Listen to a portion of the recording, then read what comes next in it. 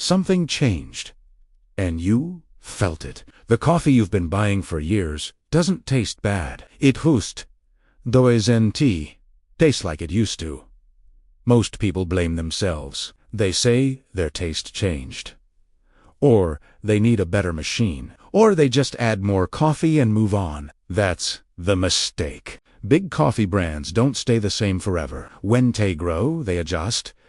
Quietly, blends shift. Origins rotate. Roast profiles get safer. No announcement, no warning. Just small changes over time. Today we're relooking at 5 coffee brands that don't taste like they used to, and why almost nobody noticed. Let's start with Caribou Blend. There was a time when Caribou Blend had more weight. The middle of the sip felt fuller. The finish lasted longer. It carried a warm caramel tone that made it feel slightly richer than a standard medium roast. It wasn't dramatic, but it had character. As Caribou expanded deeper into national grocery shelves, consistency became the priority. When a brand scales, it tightens everything. Roasts become more controlled. Origins rotate more frequently. Edges get smoothed out. Early batches had a slightly thicker body. Newer batches feel cleaner, but lighter. Not worse, just more neutral. Neutral is easier to sell. When you're supplying thousands of stores, you don't want extremes. Extremes create complaints. Neutral creates safety. Most people didn't notice because the bag didn't change. Same logo, same name, same assumption. That's the collective error. We assume the product stayed frozen in time. If you brew Caribou Blend today, it still works. It behaves well in a basic drip machine. It doesn't spike acidity. It's predictable. But longtime drinkers often say something feels missing, and instead of questioning the blend, they adjust their routine. They use a heavier scoop. They brew it stronger. They compensate. Routine hides change. The second one is Gevalia House Blend. Gevalia built its identity on smoothness, a mild European-style balance that felt soft without feeling weak. Years ago, House Blend carried more structure. It was light, but not thin, smooth, but not hollow. As sourcing diversified to maintain global pricing stability, the blend profile tightened. When large companies rebalance origin percentages, flavor shifts follow. Even small adjustments change body and sweetness. Earlier versions felt slightly creamier. Recent versions feel lighter. Still smooth. Still mild, but less rounded. Again, this isn't collapse, it's optimization. When margins tighten, complexity becomes expensive, so complexity narrows. Gevalia today is more standardized. It offends no one. But it rarely stands out. And here's the second mistake people make. They blame their equipment. They think their drip machine is old, or their grinder isn't precise enough, or their taste buds changed with age. Sometimes that's true. But sometimes the blend evolved first. Because brands don't announce gradual adjustments, they keep the labels stable. Stability in branding creates the illusion of stability in flavor. The third brand shows this shift even more clearly. McCafé Premium Roast. When McCafé first entered grocery shelves, it surprised people. It wasn't just fast food coffee anymore. The grocery version carried decent depth for the price. A mild roast, but with enough body to feel substantial. It punched slightly above its weight. As competition intensified and distribution widened, the profile became more restrained. The roast today leans softer. The body feels lighter. The finish fades quicker. That doesn't make it bad, it makes it safe. And safe sells at scale. When you're selling to millions of households, neutrality is protection. You remove strong edges. You reduce bitterness. You avoid sharp acidity. But you also reduce personality. McCafé today is consistent, clean, easy. But it doesn't carry the same quiet richness it once did when it first pushed into grocery aisles. And here's the deeper pattern. None of these brands failed.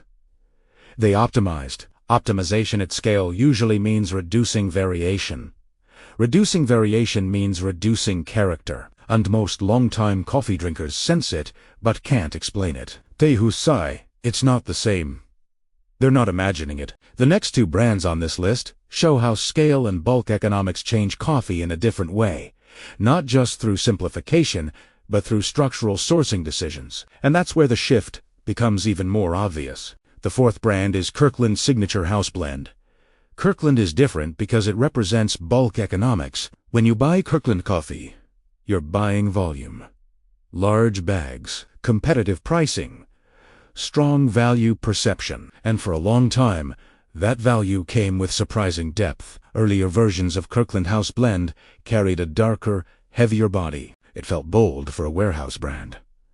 Slightly smoky, full enough to stand up to milk, strong enough to feel satisfying. It felt like a deal. But when volume increases, sourcing flexibility becomes necessary. Warehouse retail demands stability across massive supply chains. That means beans are often blended from multiple regions to keep inventory consistent. The more origins rotate, the more the flavor stabilizes toward the middle. Recent batches of Kirkland House Blend feel more standardized.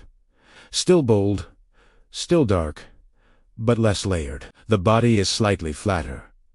The finish is cleaner, but shorter. The edge that once made it feel robust has softened. Again, not a collapse.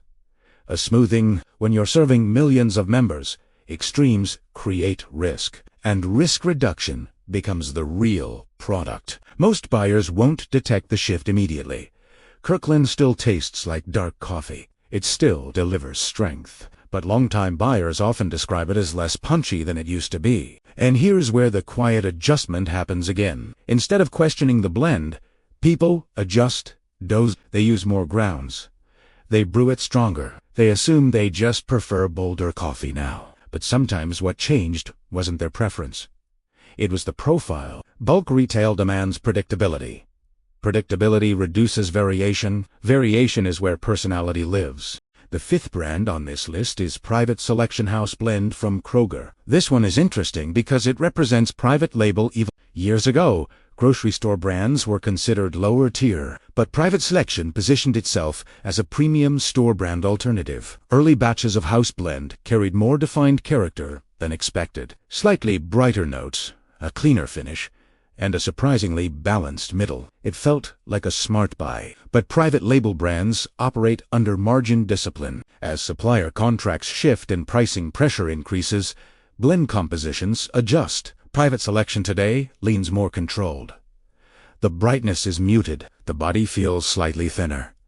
The finish doesn't linger the same way it once did. Again, still drinkable, still affordable, still practical, but simplified. But private label brands often chase consistency across regions. That requires tighter roast control and safer profiles. Safe means fewer complaints. But safe also means less expression. Here's the bigger correction most people miss. When a brand grows, its goal shifts. It stops chasing identity. It starts chasing stability.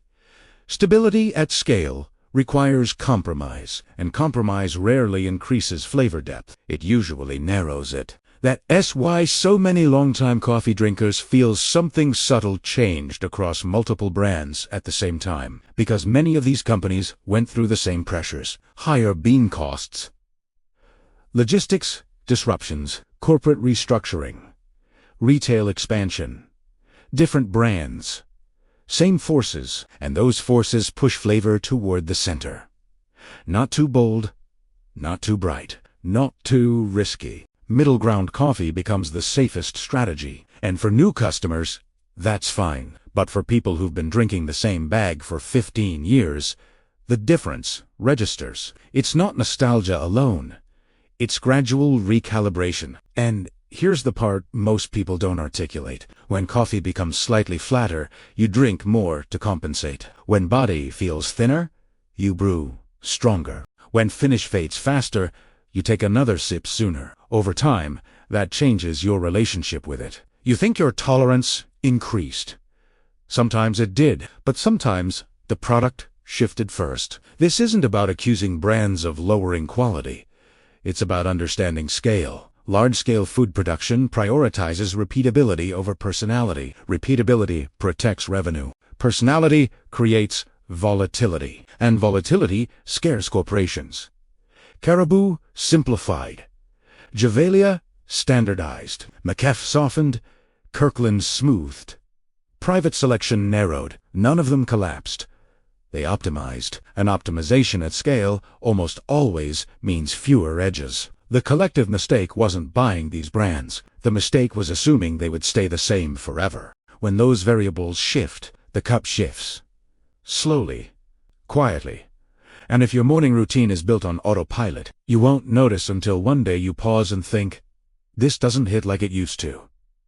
That pause, ISN, T-magination. It's pattern recognition. And once you see the pattern, you stop blaming your equipment. You stop blaming your taste. You understand the structure behind the shift. In the final part, we'll look at why this matters long-term. Not just for flavor, but for routine, expectation, and how to adjust without chasing hype or overpaying for marketing. Because the goal isn't finding perfect coffee. It's finding coffee that works for you without quietly drifting away from what made you like it in the first place. Here's the part most people don't want to admit. It's easier to blame yourself than to question the product. If coffee tastes weaker, you assume your taste changed. If it feels flatter, you assume you just got used to it. If it doesn't hit the same, you assume you need something stronger. But large brands change quietly, and they rarely reverse those changes. Once a blend is simplified for scale, it usually stays simplified. Because scale rewards stability. Stability protects margins. Margins protect growth. Growth doesn't prioritize character. It prioritizes control. And that's the real pattern across all 5 of these brands.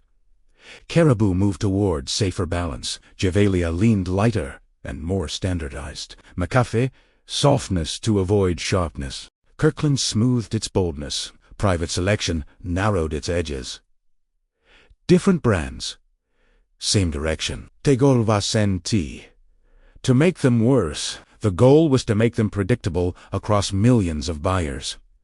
Predictability sells, but predictability also reduces personality. And here's why that matters for routine. Coffee isn't just a beverage. For most people over 45, it's structure.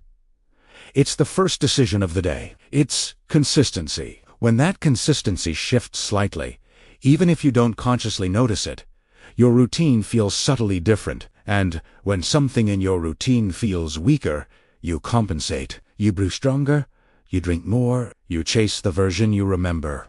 That's where the correction comes in. The solution isn't outrage. It's awareness. Once you understand that scale changes flavor, you stop expecting permanence. Instead of assuming a brand owes you the exact same profile forever, you monitor how it performs for you now. You taste with intention. You ask simple questions. Is the body thinner? Is the finish shorter? Is the aroma fading faster?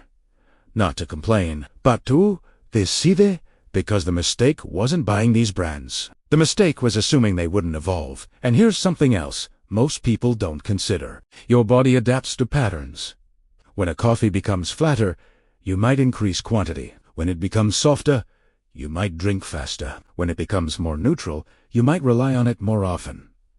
Small shifts change behavior. Behavior changes habits. Habits change how coffee fits into your day. And that's why this matters beyond flavor. If you know a brand simplified its profile, you can adjust intentionally. Maybe you switch between 2 brands instead of sticking to one. Maybe you measure your scoop instead of guessing. Maybe you stop increasing dose automatically. Or maybe you accept that the brand is now designed for neutrality and you treat it that way. The key is not reacting blindly. It's reacting consciously. There is no conspiracy here, just economics. Coffee is agricultural. Crop yields fluctuate. Transport costs rise. Labor changes. Companies hedge risk by blending more broadly. Blending more broadly reduces distinctive notes. That's the trade-off. And once you understand the trade-off, you stop romanticizing what used to be. You evaluate what is. Some of these brands may still work perfectly for you. Consistency isn't the enemy. Unexamined change is.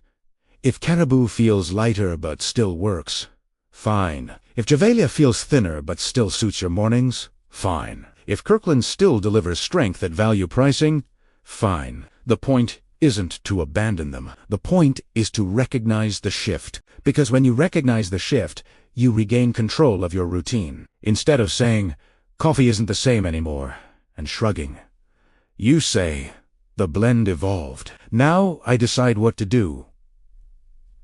That's a different posture. It's calmer. It's practical. It's not emotional. And that's where most long-term coffee drinkers eventually land. Not chasing hype. Not blaming themselves. Not assuming decline. Just understanding scale. Understanding economics. Understanding that stability at scale comes with compromise. And choosing accordingly. None of these 5 brands are disasters. They're structured products, engineered for millions of people, engineered for repeatability. Repeatability is valuable, but repeatability isn't nostalgia. Nostalgia remembers edges. Scale removes edges. That tension is what you're tasting, and once you understand that, you stop being surprised by it. You start evaluating differently. That's the shift.